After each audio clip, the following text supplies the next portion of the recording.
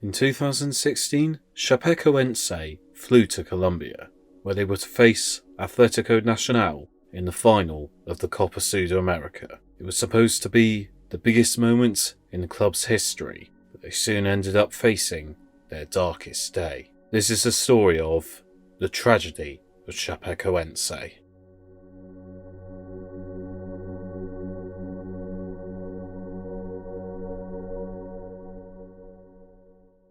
Chapecoense were founded in 1973 and had experienced nominal success in their history, winning a number of state championships, and returned to Brazilian top flight in 2014, having not competed there since 1976, which was a remarkable rise, all the way from the 4th division of Brazilian football. Their fairy tale continued as they cemented their place in the top flight, and there was a strong bond building between the club and the city of Chapeco, which at the time was the smallest city represented in the division. Having come close to insolvency in the past, they had been taken over by businessman Sandro Paiaro, who was head of a local food company. He helped to lower the club's debts. Goalkeeper Danilo was signed initially as third choice, having been a journeyman player only just earning enough to make a living before. He ended up cementing himself at the club and became a vital cog in the Chapecoense machine. Chapecoense qualified for the 2016 Copa Sudamericana, the South American equivalent of the Europa League, but were not fancied by many to do much. However,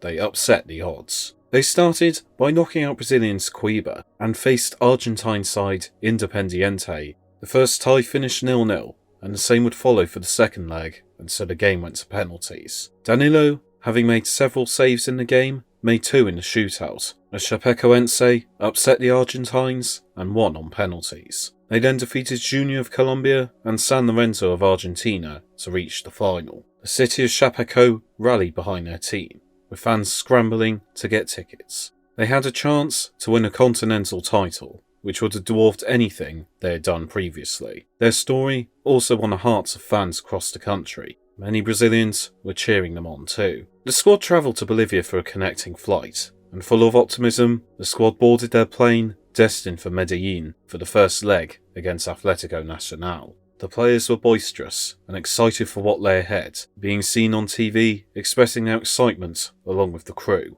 None of them had any idea what would take place next. The pilot, Miguel Quiroga, took off with 4 hours and 22 minutes worth of fuel in the plane, with the journey expected to take that amount of time. This was despite international standards recommending flights of around 30 to 45 minutes worth of reserve fuel in case of emergency. Quiroga rejected the opportunity to refuel, and as the plane came within around 11 miles of the airport, they requested priority landing, and soon declared a fuel emergency as the plane had exhausted its fuel supply. 2 of the plane's engines flamed out, and the pilot reported an electrical failure due to fuel exhaustion. The plane began descending towards the mountains near the airport, and at 21:59 local time, crashed into them. Local authorities were alerted, but struggled to get to the site initially due to fog. First aiders managed to arrive 2 hours after the crash. Of the 77 people on board, 71 were killed. Of the 6 survivors,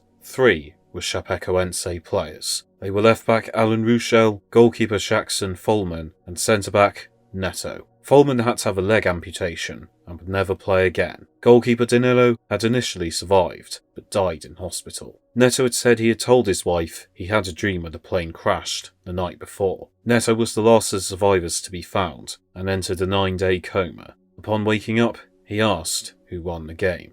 Chapecoense fans gathered around the stadium to mourn, with many in floods of tears. So many of the local heroes were gone in an instant. The city's dream had become a nightmare. A week after the crash, the stadiums filled out as the coffins of the deceased were displayed as a service of remembrance took place. Football entered mourning for the side, with many clubs paying tribute. Atletico Nacional requested that the Copa Sudamericana be awarded to Chapecoense along with the prize money, a request that was granted. Clubs across Brazil offered to loan players to Chapecoense and help them rebuild for the next season. The long and painful process of rebuilding began, with Chapecoense competing in the Copa Libertadores for the first time due to their position as champions of the Copa Sudamericana. Their first match back was a 2-2 draw with Palmeiras. Before the game, Neto, Jackson Folman and Alan Ruschel appeared on the pitch, along with family members of the lost. They were each awarded a Copa Sudamericana medal. The game was paused in the 71st minute to remember the 71 crash victims, with footage of the players celebrating after a semi-final victory displayed on the screens. They found ways to avenge their fallen players by winning their state championship,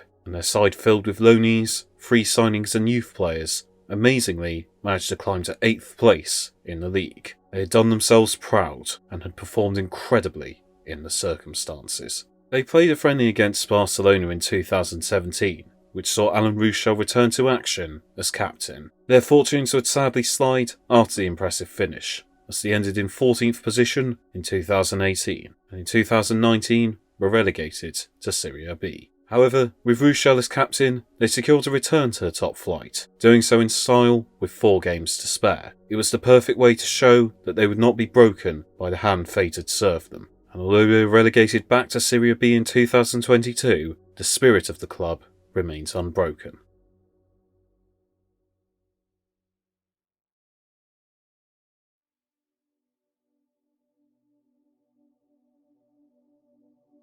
The tragedy that happened to Chapecoense is heartbreaking. An easily avoidable accident robbed the club of what could have been their finest hour, and a side that meant the world to its tight-knit community had so many of their family lost in the mountains of Colombia. But the fact the club bounced back and managed to return is a sign of what can happen when people come together in football for something good. The disaster will sadly forever cast a shadow on Chapecoense, but thanks to the incredible support they have, the lost will never be forgotten and the green flag of Chape will remain.